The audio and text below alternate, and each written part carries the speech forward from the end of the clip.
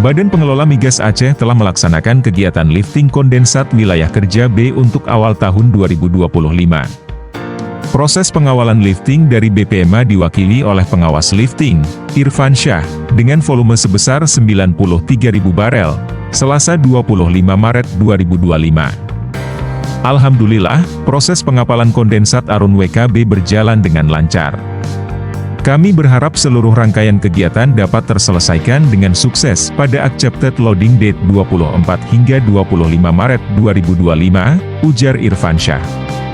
Lifting ALD 24 hingga 25 Maret 2025 merupakan lifting kedua dari 7 kargo yang direncanakan pada tahun 2025 untuk seluruh WK Aceh. Sementara itu, Wakil Kepala BPMA, Nizar Saputra menyampaikan apresiasi kepada tim dan memastikan seluruh tahapan sesuai prosedur dan mengutamakan keselamatan. Adapun kegiatan lifting merupakan bagian krusial dalam rantai hilir industri migas untuk menjamin distribusi kondensat sesuai target. BPMA mengucapkan terima kasih kepada Pema Global Energi, Medco EP Malaka, Perta Arun Gas, serta seluruh stakeholder atas kolaborasi dalam kesuksesan lifting ini.